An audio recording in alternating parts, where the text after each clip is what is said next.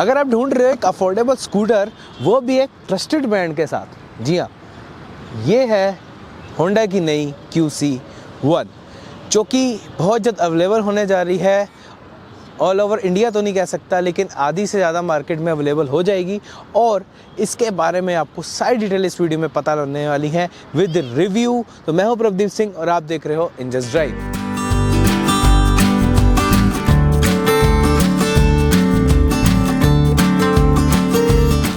Honda के पास ना एक नहीं 2 टू व्हीलर वैसे इंक्लूड होने वाली है इनके पोर्टफोलियो में। एक तो ये मोस्ट अफोर्डेबल रेट पे है और एक जो है एक्टिवा के नाम से है, एक्टिवा ई है। ऑलरेडी हमने उस पर काफ़ी अच्छा वीडियो करा हुआ है, चैनल पे अवेलेबल है, जिस पे वॉक अराउंड हमने करा है। अब हमारे सामने रेट भी अवेलेबल है, इसका रेंज भी अवेलेबल है और रोड टेस्ट भी आज हम कर रहे हैं। सबसे बड़ी बात यहाँ पर अगर देखने को मिलने वाली है वो है इसका लुक जो है काफ़ी अच्छा है इसका, जो कि मुझे लगता है कि एक अलग स्टैंड आउट करता है मार्केट में। एक्टिवा ई से ही इंस्पायर्ड है, कुछ चीज़ें अलग हैं, जैसे यहाँ पर आपको DRLs वगैरह नहीं मिलेंगे और यहाँ पर मेन आपको सिर्फ एक LED यूनिट दी गई है। अब मडगार्ड के साथ साथ ना यहाँ पर आपको एक काले कलर का एक मैट कलर में एक पैनल भी देखने को मिलेगा, जो कि सिर्फ दिखाता है कि ये एक प्रोटेक्शन का फीचर है, यानी कि स्क्रैचेस से और हर किसी से क्लोज ट्रैफिक में ये बचाएगा आपके नॉर्मल बॉडी को। और यहाँ पर ना आपको टेलीस्कोपिक सस्पेंशन भी दिए गए हैं, जो कि काफ़ी अच्छी बात है। एक लो प्राइसिंग में भी आपको काफ़ी अच्छा कॉन्फिडेंस ये देंगे। अब साइड प्रोफाइल में चलते हैं और लेकिन जाने से पहले ना मैं आपको इसके इंडिकेटर दिखा देता हूँ कि इंडिकेटर कहाँ हैं। बड़े अनयूजुअल प्लेस पे है, कह सकता हूँ कि हिडन है एक तरीके से। आप देखें, साइड प्रोफाइल में बात करी जाए तो यहाँ पर आपको एक अच्छा खासा स्लिम डिज़ाइन सामने की तरफ मिलता है। ये एक सिंपल पैनल दिया गया जो कि फाइबर बॉडी के साथ है, फ्रंट भी फाइबर बॉडी में है। और अगर आप यहाँ पर देखेंगे QC1 की बैजिंग भी यहाँ पर दी गई है, एक ब्लैक मैं कह सकता हूँ पैटर्न में। बाकी यहाँ पर आपको एक साइड फुटरेस्ट मिलता है पिछले पैसेंजर के लिए भी, वो भी काफ़ी अच्छी जगह है। और साइड स्टैंड मिलता है और यहाँ पर आपको दी गई है हब मोटर, साथ में ब्रेक्स और यहीं पे है, और 5 स्टेप एडजस्टेबल रियर के यहाँ पर हाइड्रोलिक सस्पेंशन भी देखने को मिलते हैं। और अगर आप देखेंगे तो ये दोनों तरफ है, जो कि एक अच्छा सेंस देते हैं राइडिंग में भी। रियर की बात करी जाए तो यहाँ पर आपको एक सिंगल ही यहाँ पर टेल लाइट देखने को मिलती है, यानी कि एक पैनल नहीं है पूरा जो आपको एक्टिवा में देखने को मिलता है। लेकिन यहाँ पर आपको नॉर्मल इंडिकेटर दिए गए हैं। मैं यहाँ पर फिर से चला के दिखाता हूँ आपको, जो कि काफ़ी अच्छे हैं, LEDs हैं। और रियर का भी टायर जो है आपको ये वही 12 इंच का देखने को मिलता है। अब यहाँ पर ना आपको फीचर इसके बारे में बताया जाए तो यहाँ पर एक ग्लव बॉक्स देखने को मिलता है, जो कि करीब 1.5 लीटर की कैपेसिटी की होल्ड करता है। और जहाँ पर सिर्फ आप फ़ोन वगैरह अपना रख सकते हैं, या वाटर बॉटल होगी, ये सब आप रख सकते हैं, एक छोटी 1 लीटर वाली बॉटल टाइप। और यहाँ पर आप देखेंगे एक USB-C पोर्ट दिया गया है यहीं पे ही, जो मुझे लगता है काफ़ी अच्छी बात है। हम कोशिश करेंगे कि इससे फ़ोन भी चार्ज करके दिखाया जाए आपको। लेकिन यहाँ पर अगर आप देखेंगे लॉक सेक्शन में, तो लॉक सेक्शन नॉर्मल आपकी एक्टिवा जैसे लगता है, जो नॉर्मल वेरिएंट वाली है। तो ये जो है करीब 5 इंच की नॉर्मल TFT डिस्प्ले है, जहाँ पर आपको नॉर्मल ग्राफिक्स के साथ, और ग्राफिक्स तो नहीं कह सकता, डिजिटल डिस्प्ले कह सकता हूँ, जहाँ पे आपको नॉर्मल पे एक तो स्पीडोमीटर दिखाएगा और एक आपकी SOC या रेंज दिखा सकता है, और ट्रिप मीटर दिखाएगा। ऑडोमीटर भी आप यहाँ पर आपको बटन दिए गए हैं, जिससे आप आसानी से उसे टॉगल करेंगे तो ये ऑडोमीटर बन जाता है।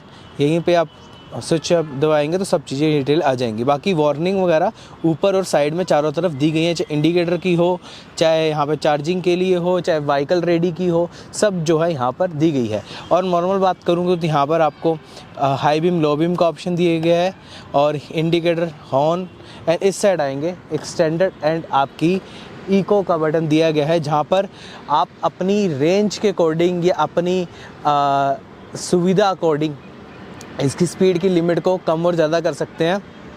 इको करेंगे तो 30 की स्पीड एंड स्टैंडर्ड पे जाएंगे तो करीब ये 50 की स्पीड पे जा सकता है, जो मैक्सिमम स्पीड है इसकी। और स्टार्ट करने के लिए भी बहुत इंटरेस्टिंग है। आप ऑन करिए और इस इकॉन बटन को ब्रेक प्रेस के साथ दबाइए तो यहाँ पर ग्रीन लाइट आ जाएगी, जिसका मतलब है ये अब चलने के लिए तैयार है। अब एक्सीलरेट करिए और लेके निकल जाइए। तो ये इसमें एक खासियत आ रही है। बाकी मैं यहाँ पर आपको सीट दिखाता हूँ। सीट जो है यहाँ पर 26 लीटर की कैपेसिटी की सीट दी गई है, जहाँ पर हाफ फेस हेलमेट आराम से आ सकता है और यहीं पे आप अपना चार्जर भी रख सकते हैं। सब हुक्स वगैरह सब दिए हुए हैं। अब बात करी जाए तो इस स्कूटर में आपको क्या क्या ऑप्शंस या कह सके क्या क्या चीज़ें देखने को मिल रही हैं, बैटरी कैपेसिटी वगैरह सब की बात करी जाए तो यहाँ पर जो है बैटरी आपको 1.5 किलोवाट की बैटरी देखने को मिलती है। पावर इसकी 1.8 किलोवाट की है, जो कि करीब अगर BHP में कन्वर्ट करी जाए तो 2.5 BHP है एंड 77 न्यूटन मीटर का टॉर्क ये प्रोड्यूस करती है। ऑन मोटर ऑन व्हील पे थोड़ा कम हो जाता है, वो हमें मेंशन नहीं करा गया यहाँ पे। बाकी स्कूटर का वेट जो है करीब 89 किलो का है, यानी कि 90 किलो के आसपास का रखा गया है। अब मैं आपको एर्गोनॉमिक्स दिखाता हूँ बैठ के कैसे हैं। ये इसकी सीटिंग पोजीशन आएगी, एक नॉर्मल स्कूटर की तरह ही है और स्पेस काफ़ी अच्छा है आगे की तरफ, मतलब जगह काफ़ी अच्छी है और आपको ये कोई छोटी स्कूटर महसूस नहीं होती। तो ये मुझे लगता है कि यहाँ पर एक अच्छा प्लस पॉइंट है। लेकिन मेरी जो हाइट है वो करीब 5 फीट 8 इंच है, मैं आसानी से दोनों पैर नीचे टिका सकता हूँ। तो हाँ, एक नॉर्मल राइडर के लिए भी काफ़ी अच्छी है। यहाँ पर सीट्स वगैरह अगर देखी जाए तो ठीक है, काफ़ी वाइड इनफ है एंड लॉन्ग भी है, तो आप आसानी से इसमें बैठ सकते हैं। काफ़ी जगह आपको देखने को मिल जाएगी।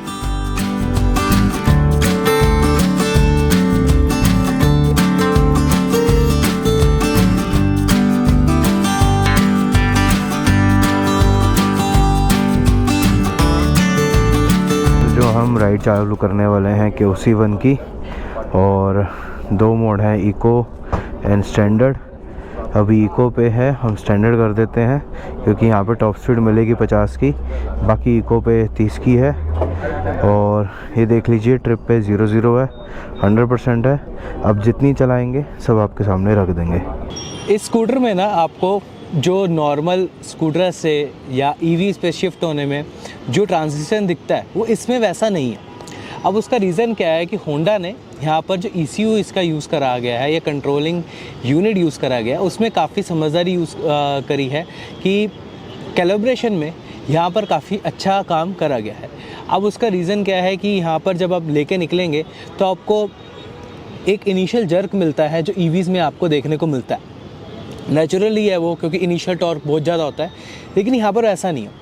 यहाँ पर आप आराम से लेके चल सकते हैं, जैसे आप कोई पेट्रोल स्कूटर चला रहे हो तो वैसा ही है एक एक्सपीरियंस जो आपको देखने को मिलेगा। अब यहाँ पर ना इस स्कूटर के अंदर आपको जो मैक्सिमम स्पीड 50 की दी गई है, तो ये आसानी से वो स्पीड गेन कर लेती है, लेकिन थोड़ा सा टाइम लगता है। यानी कि ये उतनी ज़्यादा तेज़ नहीं है जितना आप दूसरी स्कूटर को मान सकते हैं, लेकिन अपने हिसाब से ये स्पीड अच्छी टाइम पे गेन कर लेती है और काफ़ी एक कह सकते हैं नेचुरल तरीके से वो काम भी करता है। अब रेंज 80 किलोमीटर है और हमने जो बताया है, अब उस हिसाब से हमने जितना हमने गेन कर रहा है, आपने देख रहे होंगे हमने बताया था, तो वैसा ही ये अभी चल भी रहा है। बाकी सस्पेंशन इसके थोड़े से स्टिफर है लो स्पीड पे, जो कि मुझे लगता है कि यहाँ पर आपको एक ठीक सेंस ऑफ राइडिंग दे सकते हैं। लेकिन टेलीस्कोपिक सस्पेंशन काफ़ी अच्छे तरीके से काम करते हैं। रियर में आपको एडजस्टमेंट का जो ऑप्शन दिया गया है, आप उससे थोड़ा सा इसकी ड्राइविंग को भी या इसकी सब चीज़ों को भी चेंज कर सकते हैं, तो थोड़ा सा कंफर्ट के अराउंड ये आ सकता है। लेकिन हल्की सी फर्म रखी गई है, साइड बहुत माइनर है, लेकिन वो अच्छा है। आपकी रेगुलर अगर आप ड्राइव करेंगे, लंबा भी ड्राइव करेंगे, नॉर्मल भी ड्राइव करेंगे, तो काफ़ी अच्छा एक सेंस ऑफ कॉन्फिडेंस आता है।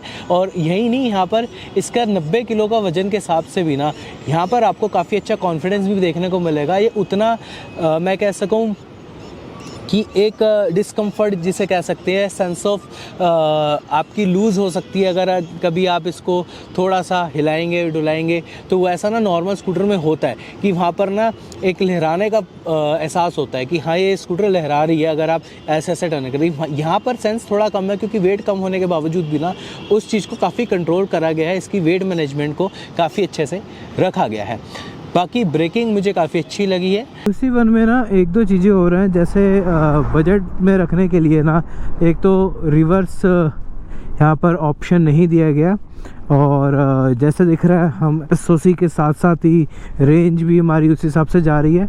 तो आई थिंक यहाँ पर ना कोई इशू नहीं है कि रेंज एंजाइटी को लेके, किसी भी चीज़ को लेके, जो कि काफ़ी अच्छी बात है। बाकी यहाँ पे स्पेस वगैरह काफ़ी अच्छा दिया गया है, मुझे काफ़ी अच्छा लग रहा है कि हाँ यहाँ पर कोई भी इशू नहीं है इसकी मनूवरिंग अराउंड में या मुझे बैठने में, तो ये काफ़ी अच्छा है। बाकी ये जो बाइक है या कह सके स्कूटर है, ये एक बजट फ्रेंडली है, और जिस हिसाब से बजट फ्रेंडली है अभी, तब भी काफ़ी अच्छा खासा यहाँ पर आपको क्वालिटी का एक एहसास होगा कि क्वालिटी काफ़ी अच्छी लग रही है हर चीज़ की। तो यहाँ पे कोई इशू नहीं है ऐसा क्वालिटी में इशू या कुछ भी ऐसा हो।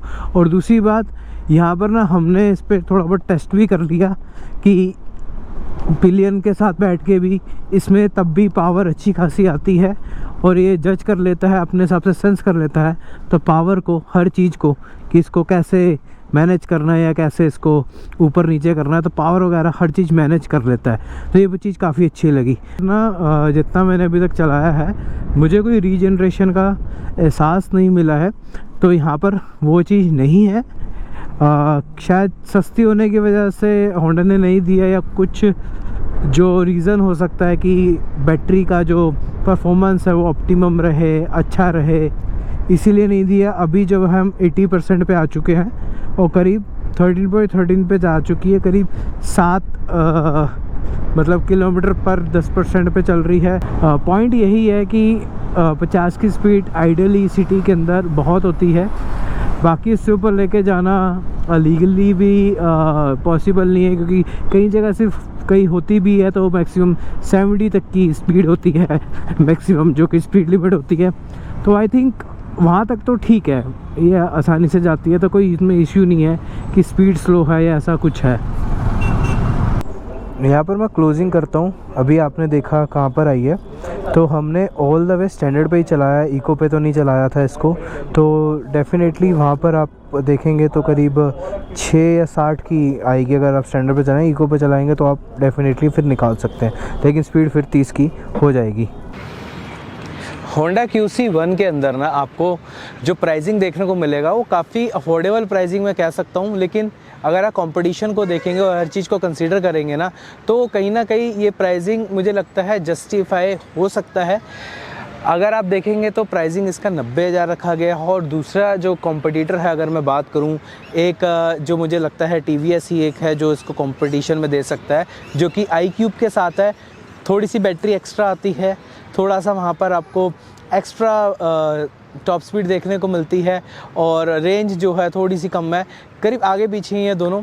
और लेकिन यहाँ पर ना और चीज़ों के बारे में बात करें जो मुझे लगता है कि थोड़ा सा एक्स्ट्रा और होना चाहिए था, जो कि है चार्जिंग टाइम। अब चार्जिंग टाइम मैंने आपको बताया नहीं, उसका रीज़न ये है कि मैंने इस सेक्शन के लिए रखा था। यहाँ पर जो चार्जिंग टाइमिंग है वो करीब 330 वाट की चार्जर के साथ आप इसे यूज़ कर सकते हैं। जो चार्जर है वो आपका यहाँ प्लेस होता है आगे की तरफ, लेकिन ये स्कूटर करीब अगर 0 पे हो तो यूजुअल है 6 से 6.5 घंटे आराम से ये ले लेगी। अब कंपनी का कहना है कि यहाँ पर हमने ना 3 साल के लिए इसकी वारंटी दी है स्टैंडर्ड, जहाँ पर आपको RSA और इसकी AMC पैकेज, यानी कि 1 साल के लिए आपको कोई भी पैसा नहीं देना सर्विस में, तो वो 1 साल के लिए यहाँ पर आपके सामने रखा गया है। तो ये काफ़ी अच्छी बात है। तो यहाँ पर ना और एक्सटेंडेड पैकेज भी हैं जो मैं यहाँ पे मेंशन कर दूँगा। तो ये सारी चीज़ें यहाँ पर आपको देखने को मिल जाएंगी कि हाँ ये पैकेज के तौर पे होंडा यहाँ पर आपको काफ़ी अच्छा एक कह सकता हूँ आफ्टर सेल्स वारंटी जिसे कह सकते हैं, वो काफ़ी अच्छा पैकेज दे रहा है। लेकिन प्राइसिंग के हिसाब से देखा जाए और हर चीज़ के हिसाब से देखा जाए, मुझे लगता है कि थोड़ा सा टॉप स्पीड और थोड़ी सी बैटरी एक्स्ट्रा होनी चाहिए थी, ताकि एक ये दोनों पर्पज़ की स्कूटर बन जाती, जो कि अगर आप थोड़े से हाईवे पे या अच्छी सिटी रोड्स पे भी चलते हैं, करीब 70 की टॉप स्पीड होती तो आई थिंक बेटर रहता। और रेंज 80 किलोमीटर की है, तो मुझे वो रेंज में कोई इशू नहीं है, लेकिन मुझे टॉप स्पीड थोड़ी सी एक्स्ट्रा चाहिए यहाँ पर, जहाँ पर मुझे लगता है कि दोनों पर्पस से सॉल्व कर सकती है, लेकिन 50 किलोमीटर की स्पीड भी एक इनफ है जो घर पे लेडी या जो बच्चे भी चलाना चाहते हैं, जो यानी कि जो अभी अभी 18 ईयर्स के हुए हैं वो भी चलाना चाहते हैं, तो उनके लिए भी काफ़ी अच्छा है, बुजुर्गों के लिए काफ़ी अच्छा है जो उतनी हाई स्पीड की स्कूटर नहीं चाहते हैं। बाकी ये वीडियो कैसी लगी बताना जो कमेंट सेक्शन के अंदर, और कुछ जानना हो, चीज़ें हो, सब आप पूछ सकते हैं कमेंट के अंदर। और प्लीज़ इस वीडियो को लाइक करके जाना और शेयर भी कर देना अगर आपकी हमारी इन्फॉर्मेशन अच्छी लगी हो तो। Thank you for watching in this drive.